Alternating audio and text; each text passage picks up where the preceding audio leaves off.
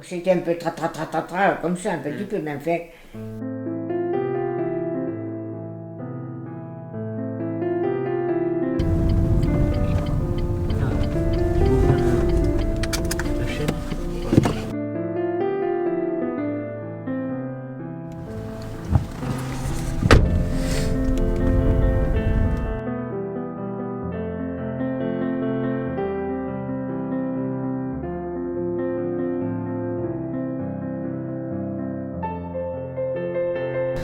On commence. Je peux commencer par quoi?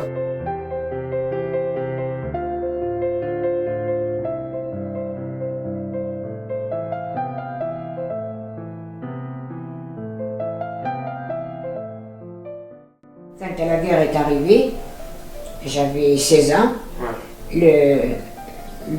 Mon papa avait été réquisitionné, mais comme il était à la retraite de 39, il s'est arrêté, mais à cette époque-là, il était très fatigué. Et puis même là, c'était impossible qu'il fasse 35 km à vélo encore. Et alors, ils m'ont pris à moi. À la poste. À la poste. Il y avait que des femmes, il n'y avait plus personne.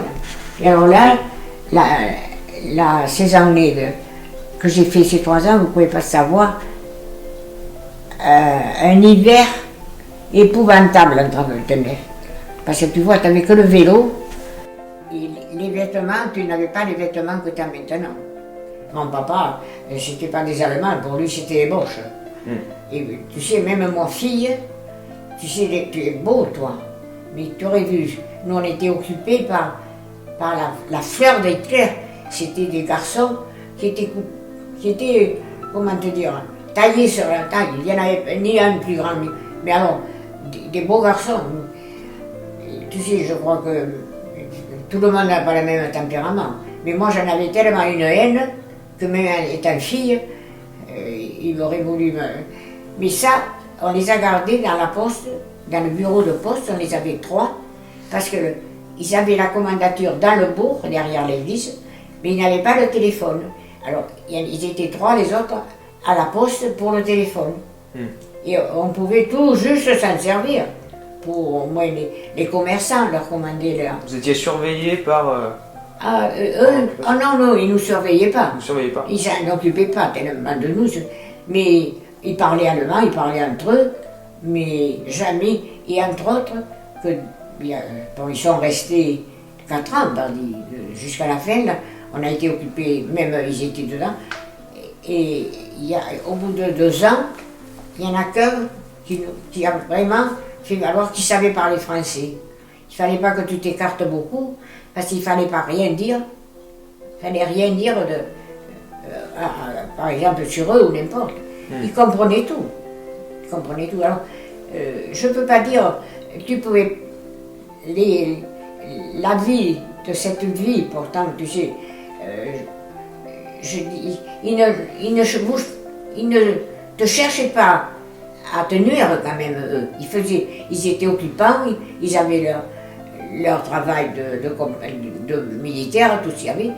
Mais si les Français avaient été un peu comme ça, s'il y a eu tant de morts et de fusillés, c'était pour les sales Français qui te dénonçaient, s'ils étaient jaloux de toi, ou n'importe, que tu étais communiste, que tu étais... C'est là, ils ne cherchaient pas, ils venaient te chercher, allez, à Bruges, ils te fusillaient. Et c'est ça le plus chose.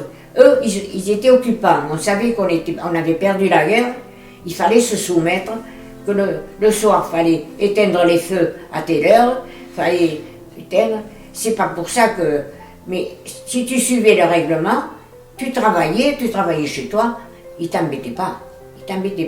Mais c'est que celui qui était jaloux de toi, que tu sais, parce que ça existait ça, les dénonciations que tu avais ici, que tu avais là, les gens te dénonçaient. Et les Juifs dans tout ça. Vous aviez connu des Juifs Les Juifs, après quand ça a été en dernier. C'était à la fin de la guerre. Là, les Juifs, l'époque, il y a des Français qui se sont enrichis avec les Juifs. Parce que la ligne de démarcation, elle était pas loin de chez nous, elle était à Sauveterre. Ils venaient pour les faire passer en zone libre. Ils apprenaient tous les gens qui menaient à la ligne, les passeurs qu'on appelait, ils apprenaient tout ce qu'ils avaient.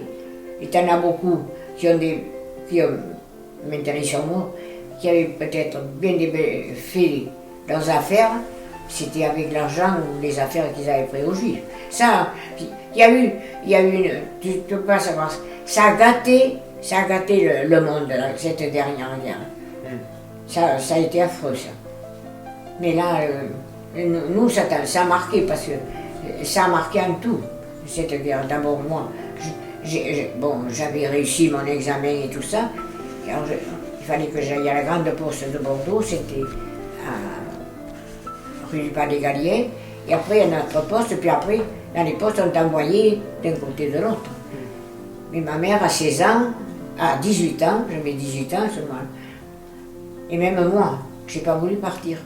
Tu sais, avec l'occupation, tu sais, à 18 ans, tu es une fille, tu sais, sortie de la campagne, que j'avais jamais été nulle part, moi, tu sais. Alors, tu sais, être au milieu de cette vie de gens, parce que ça a été affreux, la vie des gens, comment dire, que tu pouvais avoir confiance à personne. Ouais. Tu vois, parce que tu ne savais pas si t'espionnais ou si. Parce que tu vois. Parce que, tu vois, il ne fallait pas dire que tu avais caché un fusil, que tu avais caché ça. Parce que. Alors là, ça n'a pas été une guerre. Il disait c'est une horreur, c'était même affreux même d'être français à ce moment-là. On a été vendu par tout un côté de militaires français même. Là, ils étaient envahis. Avant, on avait notre ligne Maginot, qu'on ne pouvait pas passer. Ils sont allés briser la Belgique, tu vois. C'est plus la même vie. Puis il y avait moins de choses pour passer maintenant avec tout, Internet et tout ça. Mais à notre club, c'était toujours les mêmes qui gagnaient. Tu vois, ils emportaient, je ne dis pas que c'était des lots miraculeux, mais enfin c'était t'es content d'avoir gagné, même que ça soit n'importe quoi, on est content que ça soit. Mais là, c'était toujours les mêmes qui s'emportaient tout. Des chanceux. Et t'en avais qui étaient jaloux, hein. On riait, ça les faisait rire. Et je vois que vous avez une télé là. Maintenant, vous regardez la télé? Beaucoup? Pas beaucoup. Pas beaucoup? Vous regardez quoi? Le soir, je regarde à 4 heures un peu les jeux. Mais maintenant, la semaine, c'est les chiffres et les lettres. Et après, les autres qui suivent, là. Et j'ai cru comprendre que vous aimiez Zorro. Hein? Vous regardez Zorro? Ah oui, je regarde Zorro quand je peux, quand les infirmières ne sont pas là. J'ai dit, à mon âge, on rigole. J'ai dit, les enfants, regardez Zorro. Moi, elle rigole, on regarde Zorro. Quand ça tombe que je peux le regarder. Enfin, on allume la télé à peu près à ce moment-là. J'aime bien parce que ces acteurs-là, ils sont morts, certes. Parce que c'était un bon acteur, là. Zorro, c'était. D'abord, on regardait au début de la télé, parce qu'on n'a jamais eu beaucoup besoin, nous, on n'avait pas le temps de regarder la télé, parce que mon mari travaillait, moi aussi, et puis il y avait tout le monde. On était 8 quand même avec mes parents, ça me faisait du monde, moi, à entretenir et faire manger. Et ma maman, elle était formidable parce qu'elle avait, comment dire, elle était tellement intrépide, et puis elle s'est jamais soignée pour bien dire de rien. C'était l'aspirine, la pauvre femme, je l'ai connue prendre son aspirine et marcher. Elle avait presque 80 ans qu'on lui a supprimé ses moutons, parce qu'on avait peur qu'il lui arrive toujours quelque chose. Et autrement, je partais travailler 3 jours à peu près par semaine, mais le soir, j'avais des lapins, elle m'avait ramassé mon sac d'herbe, elle m'avait préparé tout, elle me surveillait ma basse-cour, mes petites bêtes, s'il y avait de l'eau, elle surveillait tout, distribuait une partie du bourg, de son lait. Alors mes 2 cartons à mon guidon, j'allais distribuer le lait aux clients, et après, à 10 heures, je rentrais à la cure où on allait au catéchisme, il ne fallait pas arriver en retard non plus. Et ma mère finissait de l'autre côté de la commune. Ça. Et le dimanche, c'était pareil. Il fallait un moment avant, on allait à la messe, mais j'allais l'aider à distribuer son lait. Et ça fait que, à cette époque, papa travaillait, il avait son mois, puis il était fonctionnaire, lui. Et bien, ils économisaient ça. Sinon, lui, il payait des impôts, il payait des à côté. Mais ils économisaient maintenant, je ne sais plus comment il faudrait faire.